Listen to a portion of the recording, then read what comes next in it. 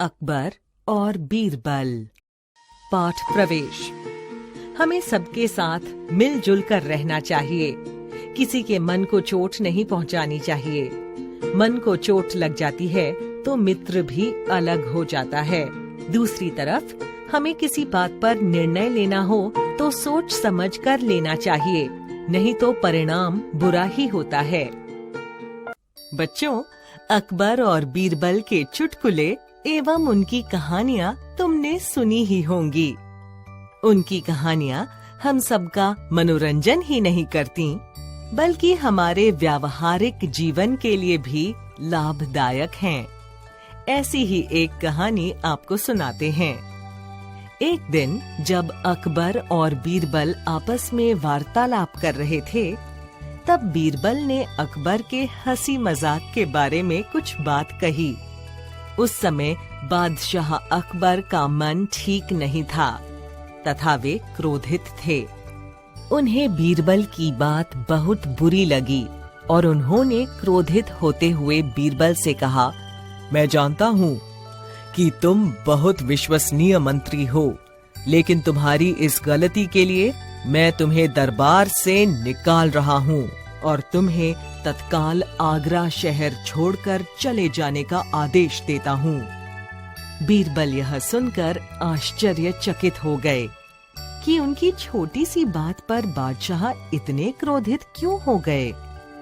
उनको बादशाह की यह बात अच्छी नहीं लगी और वे वहाँ से चले गए। कुछ दिनों बाद अकबर अपने मंत्री बीरबल की कमी महसूस करने लगे। उन्हें अपनी गलती का एहसास हुआ कि उन्होंने छोटी सी बात के लिए बीरबल को जाने के लिए कह दिया। उन्हें बीरबल के बिना कुछ भी अच्छा नहीं लग रहा था। अकबर ने अपने दरबारियों और सिपाहियों को आदेश दिया कि वे बीरबल की खोज करें। सिपाहियों ने बीरबल को बहुत खोजा, पर वे उन्हें नहीं मिले। एक दिन एक बुद्धिमान साधु अपने 2 शिष्यों के साथ उनके महल में आए। अगले दिन वे तीनों दरबार में हाजिर हुए तो एक शिष्य ने अपने गुरु के बारे में कहा कि इस पृथ्वी पर उनके समान कोई भी बुद्धिमान नहीं है। यह सुनकर अकबर ने कहा, ठीक है, मेरे सभी दरबारी और मैं प्रश्न पूछकर उनकी परीक्षा लेंगे। अगर उनके प्रश्नों के उत्तर संतोषजनक हुए तो उन्हें मंत्री के पद पर नियुक्त कर दिया जाएगा और अगर गलत हुए तो उन्हें कठिन दंड दिया जाएगा। यह सुनकर उस साधु ने कहा, मेरे शिष्य मेरे बारे में ऐसा समझते हैं कि मैं बुद्धिमान हूँ, लेकिन मैंने तो अपने बारे में ऐसा कुछ भी नहीं कहा है। फिर भी मुझे आपके दरबारियों के प्रश्नों के उत्तर देने में खुशी होगी। दरबार में प्रश्नों का दौर शुरू हुआ। राजा टोडरमल ने प्रश्न किया, इस पृथ्वी पर मनुष्य का सबसे अच्छा दोस्त कौन है? साधु ने जवाब दिया, मनुष्य के अपने अच्छे विचार। दूसरे दरबारी फैजी ने प्रश्न किया, इस पृथ्वी पर सबसे उत्तम चीज क्या है? साधु ने जवाब दिया, ज्ञान।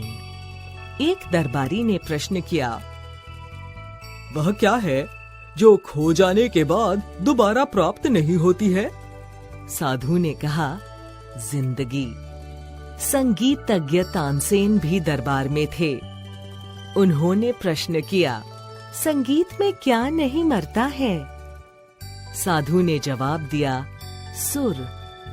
अकबर यह सब उत्तर सुनकर बहुत खुश हुए। उस समय महल में जयपुर के महाराजा मान सिंह भी उपस्थित थे। उन्होंने भी उस साधु से प्रश्न किया, कौन सी वस्तु हवा से भी तेज चलती है? साधु ने जवाब दिया, मनुष्य के अपने विचार। बादशाह अकबर यह उत्तर सुनकर अत्यधिक प्रभावित हुए। बादशाह ने स्वयं प्रश्न किया, राजा को अपने राज्य का शासन चलाने के लिए किसकी जरूरत पड़ती है? साधु ने जवाब दिया, चालाकी की। राजा का सबसे बड़ा दुश्मन क्या है? जवाब मिला, उसका अपना स्वार्थ। बादशाह बहुत खुश हुए और अपने कहे अनुसार उन्होंने उस साधु को मंत्री का पद देते हुए पूछा कि क्या वे कोई अजूबा दिखा सकते हैं। साधु ने जवाब दिया, हाँ, दिखा सकता हूँ। आप जिस मनुष्य से मिलना चाहते हैं उसे आपके सामने ला सकता हूँ। यह सुनकर अकबर बहुत खुश हुए और एकदम कहा कि वे अपने सबसे विश्वसनीय मंत्री और अपने सबसे अच्छे मित्र बीरबल से मिलना चाहते हैं। यह सुनकर साधु ने अपनी दाढ़ी और बाल खींचकर निकाल दिए और बादशाह के सामने खड़े हो गए। अकबर बहुत खुश हुए क्योंकि वह साधु पुरुष कोई और नहीं बल्कि स्वयं बीरबल थे।